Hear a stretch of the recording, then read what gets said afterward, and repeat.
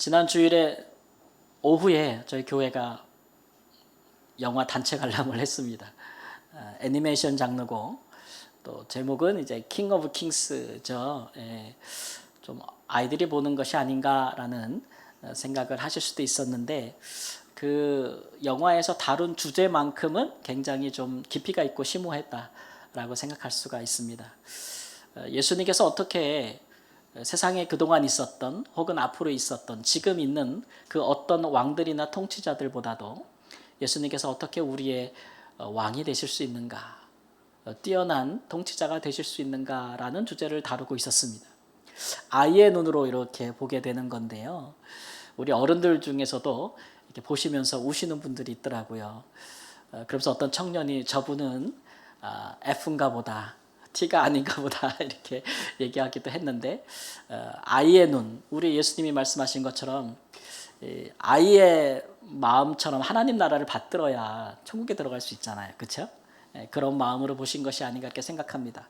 이 땅에 가장 낮은 자의 모습으로 오셨고 세상에서 손가락질 받는 사람들과 함께 하시다가 마지막에 십자가라는 극형에 처형받아 돌아가신 분을 어떻게 우리가 통치자로, 어떻게 우리가 주님으로, 왕으로 믿고 따를 수 있을까라는 문제를 다루고 있었던 거예요.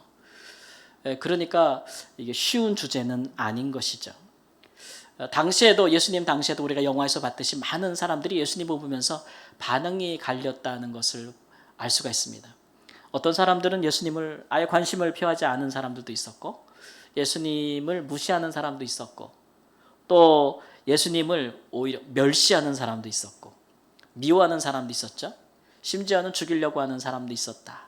증오하는 사람도 있었고, 또 다른 사람들은 당시 예수님을 굉장히 환영했다. 그리고 사랑했다. 그리고 자기의 주님으로 영접했다. 또 예수님을 따라서 그의 제자가 되었다. 이런 다양한 반응을 보였거든요. 결국은 사람들이 예수님을 보면서 그에게서 무엇을 보기를 원하고 예수님을 보면서 그에게서 무엇을 기대했는가에 따라서 반응이 다 갈렸던 거예요. 자기가 바라던 바를 예수님께 얻으면 그를 사랑하는 것이요, 자기가 바라던 바를 예수님께서 통해서 받지 못한다면 그는 예수님을 미워했던 것이죠. 영화 보면서 이런 생각을 했습니다.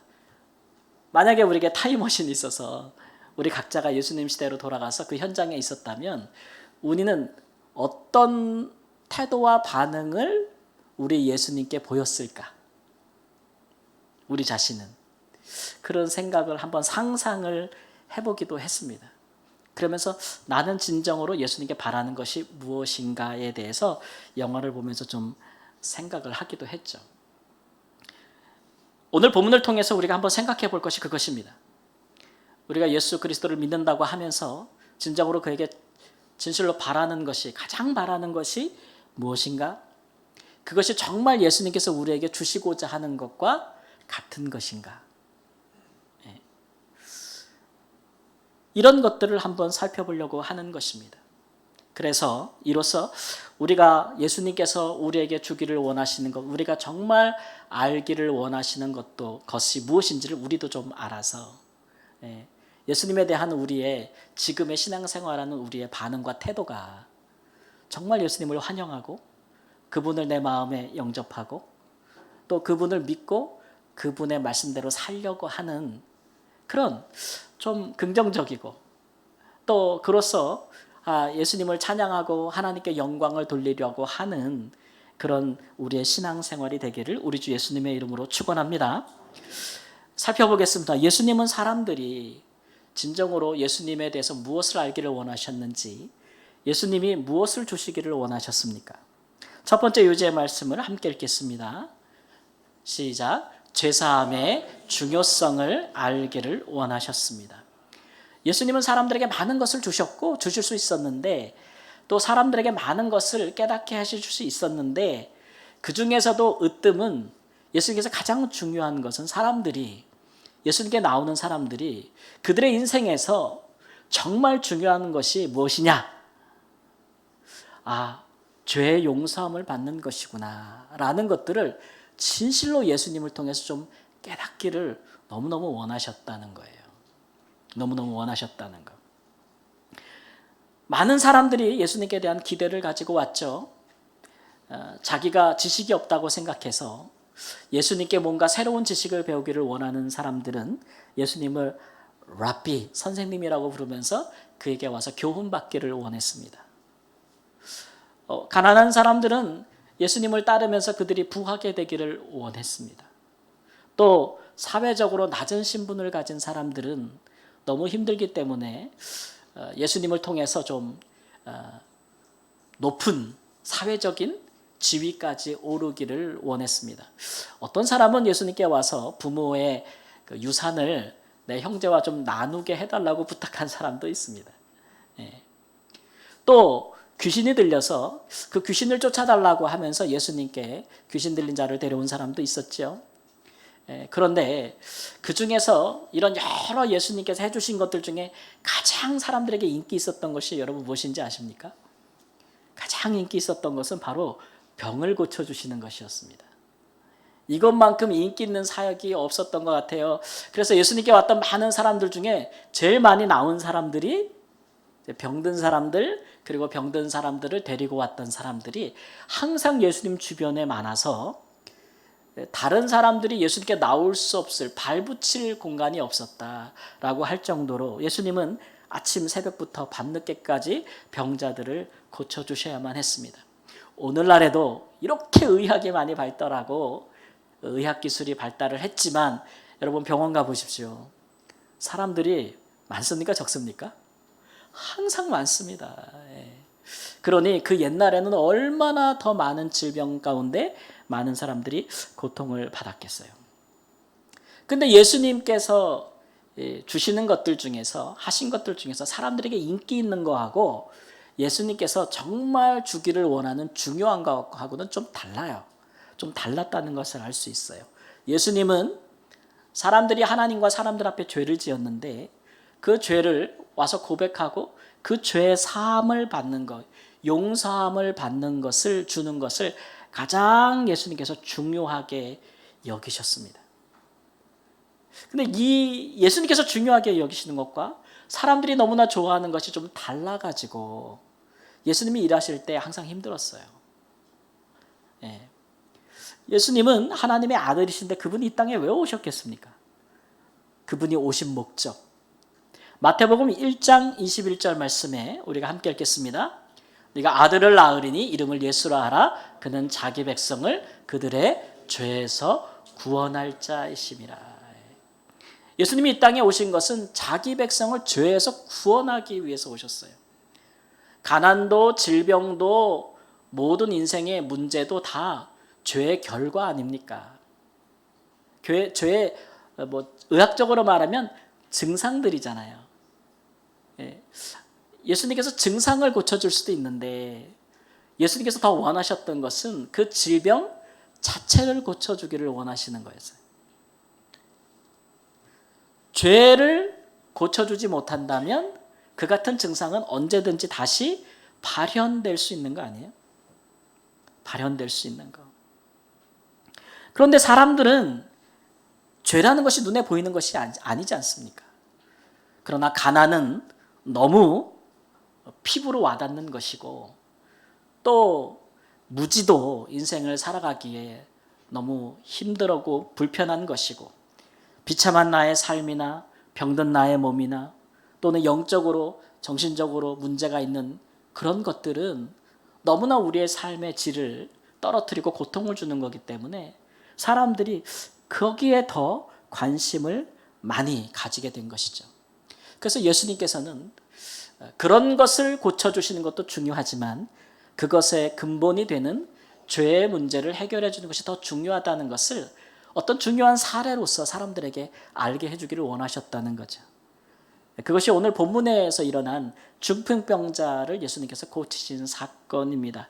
예수님께서 가버나움에 계실 때에 사람들이 중풍병자를 침대채 누운 채로 가지고 왔는데 너무나 많은 사람들이 있어서 발 디딜 곳이 없어서 예수님이 계신 곳에 지붕으로 올라가서 지붕을 뜯고 중풍병자를 침상째 달아내렸다는 겁니다.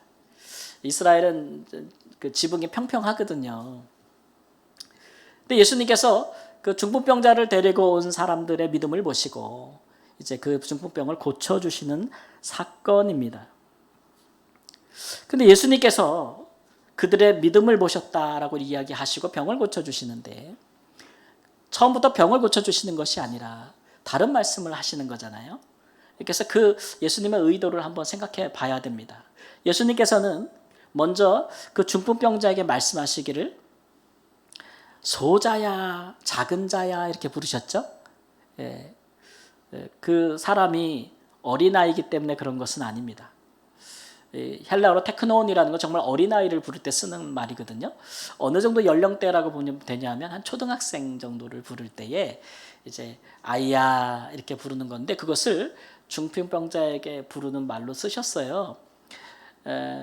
이런 호칭들은 당시에 굉장한 좀 친밀한 관계에서 쓰는 호칭이었습니다. 예를 들어서 이 테크노온 어린아이야 라고 쓰는 표현을 예수님께서 언제 많이 쓰셨냐면 제자들 부를 때 많이 쓰셨어요. 얘야 이러면서.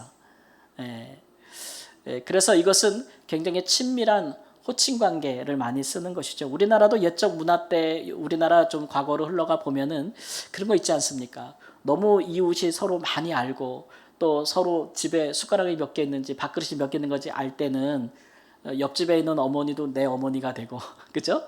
옆집에 있는 애도 내 애가 되고 막 그런 거 있잖아요. 그래서 엄마 부르기도 하고 막 그러지 않습니까? 제가 선교하던 말라위에서도요.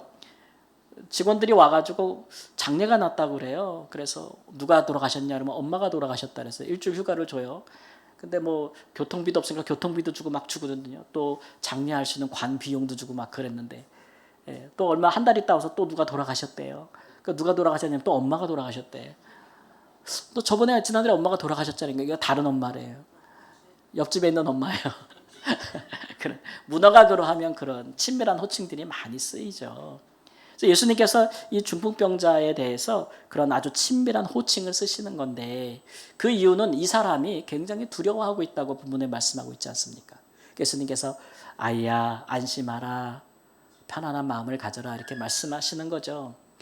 왜 이렇게 두려운 마음을 가졌을까요? 예수님께서 그 사람 중심을 보시지 않습니까? 그 사람은 예수님께 나올 때 자기의 질병에 대한 고침받기를 원하기도 했지만 예수님 앞에 나오면서 자기의 뭐가 생각이 나냐 하면 죄. 자기의 죄가 생각이 나서 예수님께 두려운 마음을 가지고 있었던 거예요. 그런 사람들이 있었어요. 베드로처럼 예수님 앞에 설 때에 평안함보다는 예수님 나를 떠나소서 나를 죄인입니다 라고 느끼는 건 어떨 때 사람들이 그런 것을 느꼈냐면 예수님에게서 뭔가 하나님의 임재를 느낄 때 하나님의 영광을 그들이 느낄 때 그런 두려움을 갖죠. 어둠이 빛에 함께 하지 못하듯이 그런 물러가듯이 그런 마음을 가질 때가 있는 것입니다. 우리도 하나님의 예배라 나올 때나 그럴 때 어떨 때는 내가 죄인이라는 것에 대해서 두려움이 생길 때가 있지 않습니까? 제가 오늘이 주일이라 어제 이렇게 예쁘게 보이려고 머리를 깎으러 갔는데 오랫동안 전도하는 분인데 그분이 이렇게 머리를 깎아주면서 깎고 나서 이제 교회 이렇게 얘기하고 또 복음도 얘기하고 막 그러는데 계산하고 가려고 하는데 저때 그러더라고요. 제가 목사님을 계속 오래 봤는데 목사님이 겉으로는 굉장히 이렇게 밝아 보이시고 말도 되게 친절한데 가만 보니까 뭔가 느껴지는 분위기가 있어요. 그래요.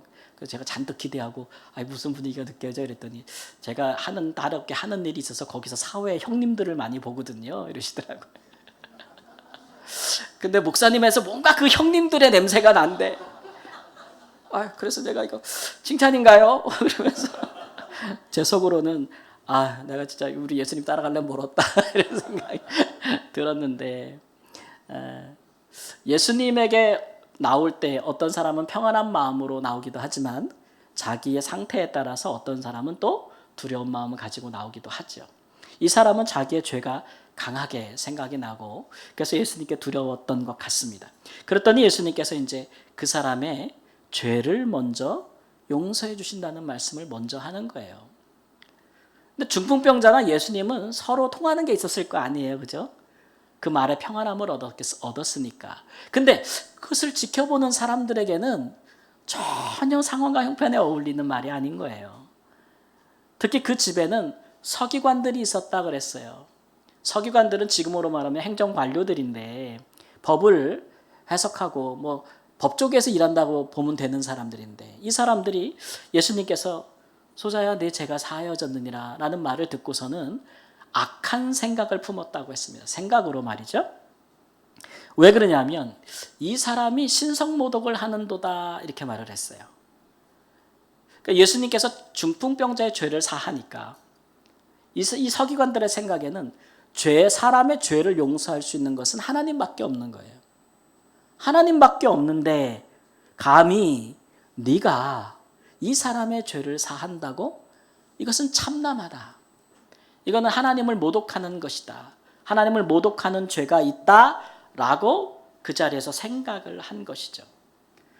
근데 예수님은 너희들의 그 생각이 악하다라고 말씀하셨어요. 그러니까 완전히 서로 지금 반대되는 생각을 가지고 있는 거죠. 예수님이 말씀하신 바를 우리가 생각해 보면 이렇습니다. 예수님이 생각하실 때 너희들이 하나님만이 죄를 사할 수 있는 분이라고 믿는다면 이와 같이 죄로 인하여서 중풍병에 걸린 사람들을 봤을 때 어떠한 태도를 갖는 것이 옳으냐는 거죠. 하나님만이 죄를 사하는데 우리는 죄를 사할 수 없어. 하나님만이 하실 수 있으니까. 근데 너는 죄 때문에 병 걸린 거지? 너는 죄인이지? 이렇게 비판하고 정죄하는 것을 일삼는 것들이 서기관들이 많이 하는 그 행태들이었어요. 예수님은 다른 생각을, 예수님은 사랑이 많으니까. 너희가 진실로 하나님만이 죄를 사한다고 믿는다면 이와 같이 죄로 인하여 고통받는 사람을 당연히 어떻게 해야 되겠어요? 누구에게로? 죄를 사하실 수 있는 누구에게로? 하나님께로. 하나님께로 인도하고 그를 도와줘야 함이 마땅하다. 근데 그들의 태도는 그들의 믿음에 상반되는 거예요. 하나님만이 죄를 사할 수 있다는 지식과 믿음에 가지고 있다면 마땅히 보여야 할 사랑의 태도가 없는 거죠. 그래서 그런 생각이 악하다고 말씀하고 있는 것입니다. 예수님은 달랐지요. 예수님은 우리가 영화에서도 봤지만 항상 사람들이 손가락질하는 죄인들을 찾아가셨습니다. 그들과 함께 먹고 마시기도 했습니다. 그것 때문에 비난을 많이 받았습니다. 그러나 예수님이 원하셨던 것은 그들을 하나님께로 인도하시기 위함이었습니다. 그래서 그들의 죄에 대해서 용서함을 받고 그들이 죄에서 돌이켜 새로운 삶을 살도록 하시기 위한 그런 예수님의 삶의 모습을 보여주셨거든요. 뿐만 아니라 사람들을 하나님께 인도하기 위해서는요, 죄의 용서함 받는 것이 중요하기 때문에 죄를 용서할 수 있는 하나님께로 사람들을 인도하기 위해서 예수님께서 제자들에게 가르쳐 주신 것이 있어요. 그게 뭐냐 하면 너희가 먼저 죄를 용서하고 용서받으라는 거죠. 쉬운 일입니까? 어려운 일입니까? 어렵죠. 그래서 그렇게 할 수 있기를 기도하라 이렇게 말씀하셨어요. 이게 제자들에게 주신 예수님의 가르침이었죠. 그러니 서기관들이 보여줬던 백성들의 선생이라고 하는 서기관들이 보여줬던 생각과 태도와는 완전히 다른 모습. 그런 모습이 백성들에게 예수님을 통해 보여졌다는 거죠. 여러분, 예수님께서 그 뒤에 하신 말씀이, 덧붙이는 말씀이 중풍병자에게 일어나서 내 침상을 가지고 집으로 돌아가라. 그 말씀은 중풍병이 나아서 자기 침대를 가지고 스스로 집으로 걸어서 돌아가라는 얘기예요. 여러분, 중풍병자에게 내 죄가 사하여졌느니라 라고 말하는 것과 내가 일어나서 침상을 갖고 네 집으로 걸어 돌아가라 라고 하는 이 두 말 중에 어떤 말을 하기가 더 쉽겠습니까? 혹은 어느 말이 더 어렵겠습니까? 네? 네 죄사함을 받았느니라 하는 말이 더 쉽다고 생각하실 수 있죠. 그러면 왜 그렇습니까? 그 말은 눈에 표가 나는 게 아니에요. 그죠? 그 사람이 죄의 용서를 받았는지 안 받았는지 알 수 있어요? 예, 그거 쉽게 알 수 있는 게 아니잖아요. 그런데 그 말은 또 하기가 어려운 게 이렇게 바로 공격이 들어오거든요. 너는 신성모독한 자야. 신성모독죄에 대한 결과는 뭡니까? 죽음입니다.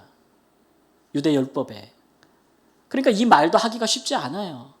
왜? 내 침상을 가지고 걸어서 걸어가라. 들고 걸어가라 하는 말은 또 쉽습니까? 그 말을 하면 그 말이 이루어져야 돼요? 안 이루어져야 돼요? 이루어져야 돼요. 중풍병이 나아야 되는 거예요. 그러니까 그 말도 하기 쉽지 않은 거죠. 서기관들은 아무 말도 할 수 없었던 거예요. 그래도 제 생각에 그 중에 하기 좀 쉬운 말이 있다면 저라면 이렇게 말하겠습니다. 내 침상을 들고 일어나 걸어가라. 저는 그래요. 저는 그 말이 더 쉬울 것 같아요. 제가 그렇게 말했는데 중풍병이 안 났어. 그러면 어떻게 생각하면 돼요? 악한 제 생각으로는 저놈이 죄가 많아서 병이 안 났네. 저놈이 믿음이 없어서 병이 안 났네라고 말하면 그뿐이잖아요. 그렇죠? 말하면 치부해보면 그뿐 아닙니까? 그러니까 악한 생각이 있으면 그렇다는 거죠. 예. 어느 거 하나 말하기 어려운 것을 항상 예수님은 그 지혜대로 이렇게 돌파해 나가시는 게 있잖아요. 예수님은 그럴 지식도 있고 그럴 능력도 있으시니까 그래서 이 두 가지 말을 다 하셨다는 거예요. 그래서 그의 병이 고침받은 것을 보면서 사람들이 예수님께서 먼저 하신 말씀, 그의 죄도 사함받았다는 것을 보도록 예수님께서 의도하셨다는 것을 우리가 알 수가 있습니다.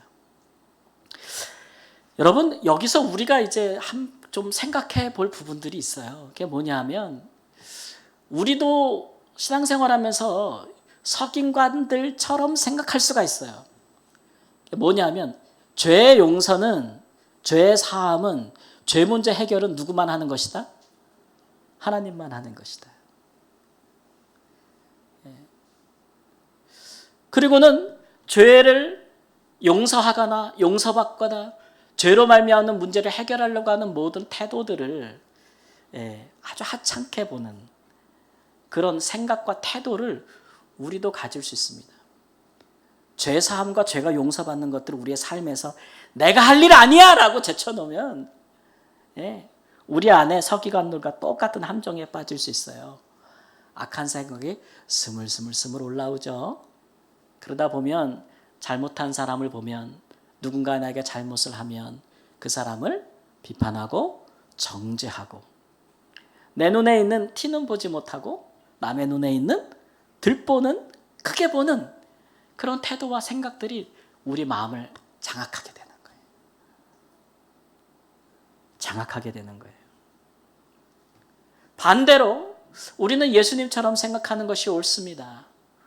우리가 하나님에게서 예수님에게서 우리의 믿는 바 우리가 받을 은혜 중에서 우리 예수님께서 우리에게 주시는 것 중에서 가장 귀한 것이 뭐냐 그러면 바로 죄의 용서라는 거죠.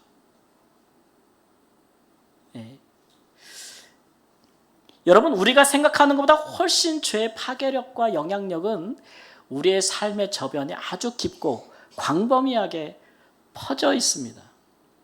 그래서 성경은 이 죄에 대해서 마치 식물 같으면 나무 같으면 뿌리와 같다고 이야기를 합니다. 히브리서 12장 15절 말씀 함께 읽습니다. 너희는 하나님의 은혜에 이르지 못하는 자가 없도록 하고 또 쓴뿌리가 나서 괴롭게 하여 많은 사람이 이로 말미암아 더럽게 되지 않게 하라.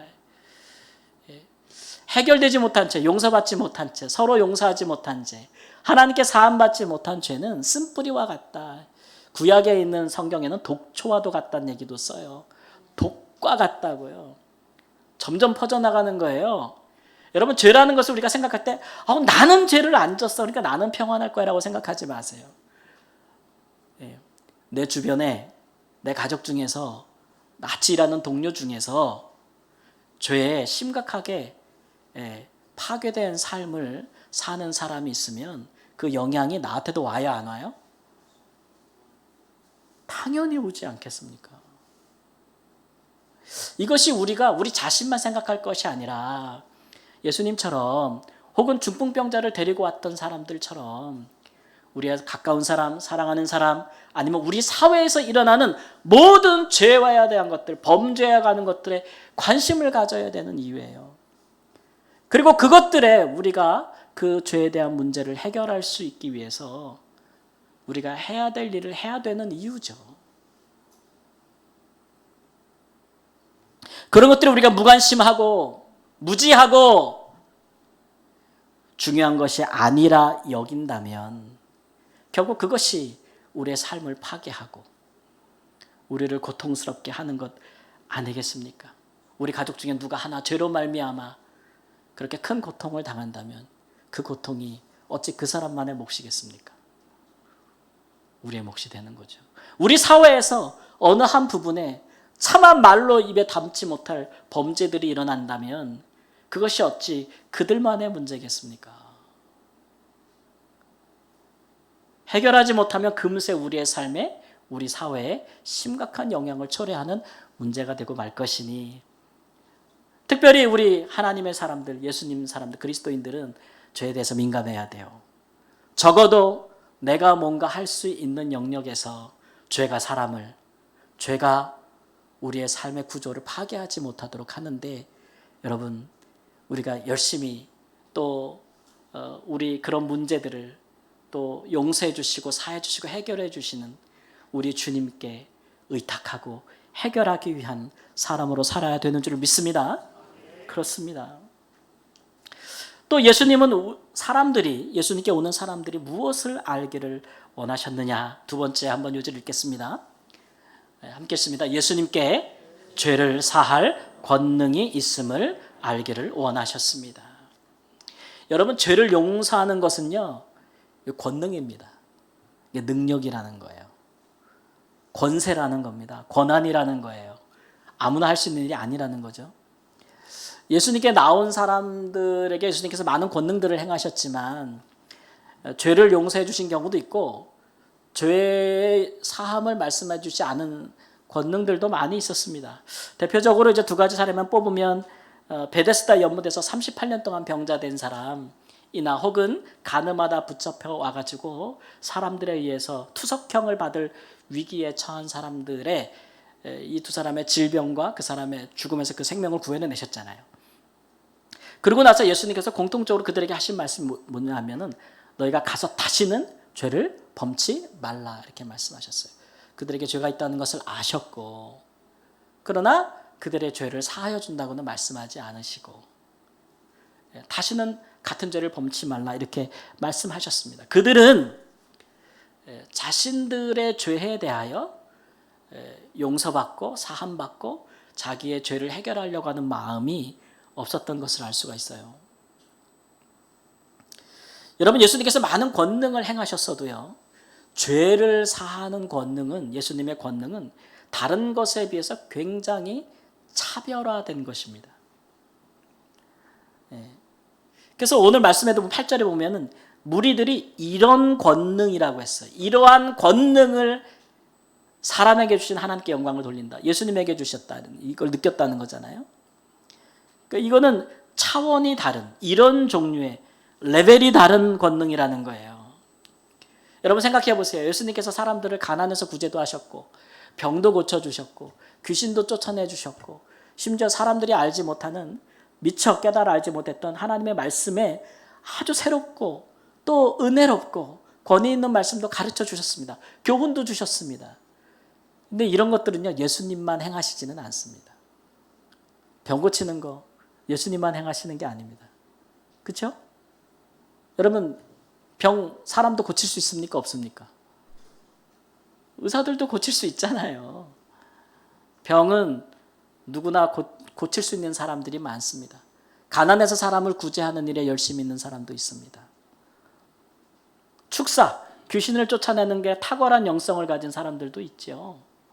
예수님 당시에도 다른 랍비들 중에 이런 일들이 있었다는 기록들을 우리가 갖고 있습니다. 근데 어느 누구도 당시의 사람들 중에 예수님처럼 죄를 사할 권능이 있다는 것을 보여주시는 사람은 없었고 그 같은 권능이 있다고 주장하시며 그것을 사람들에게 증명하신 분도 없었다는 거죠. 예수님이 죄를 용서해 주시는 것은 차원도 다르고 효력도 다릅니다. 여러분, 우리가 하는 것과는 달라요. 예. 어떻게 다르냐? 하나님이 죄를 용서하시는 능력은, 권한은 뭐가 다르냐 하면 이런 거죠. 우리가 누군가의 죄를 용서해 줄 수 있습니다. 근데 하나님이 그 죄를 용서 안 해줄 수도 있어요. 심지어 우리가 누군가를 용서하지 않을 수도 있습니다. 근데 하나님은 용서해 줄 수도 있습니다. 그게 하나님의 권능입니다. 도대체 우리 하나님의 권능이 뭐길래 그같이 다를 수 있는가 생각해 보면, 시편 75편 7절 말씀에 보면 오직 재판장이신 하나님이 이를 낮추고 저를 높이시느니라, 이렇게 말씀하셨어요.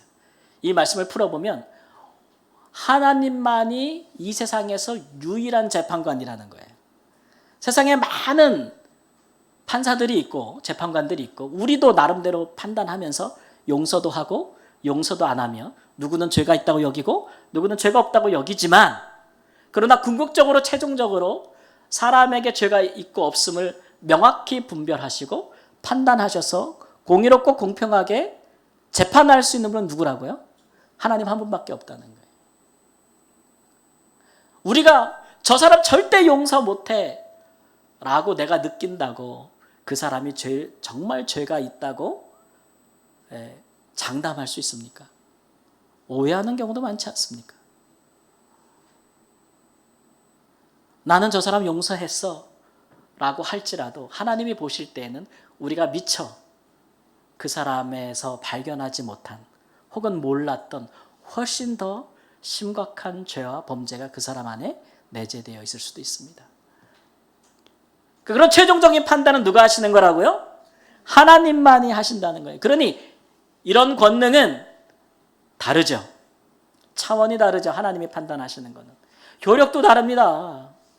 효력도 달라요. 하나님의 판단은, 재판은 결과가 영원합니다. 근데 우리는 그렇지 않아요. 우리는 누구 용서했어. 용서했습니다. 지났는데 떠올라 안 올라.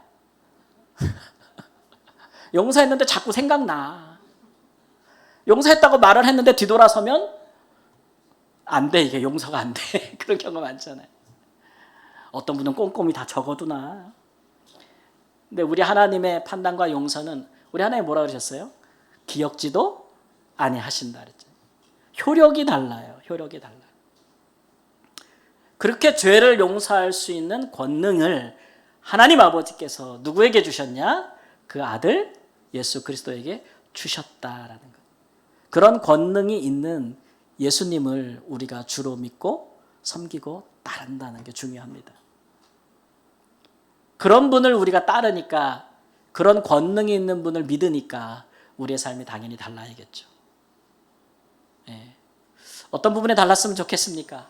적어도 오늘 본문에서 보는 것처럼 죄로 인해서 두려움을 가지고 질병으로 고통받는 사람을 적어도 예수님께 데려올 수 있는 친구들의 역할은 했으면 좋겠어요.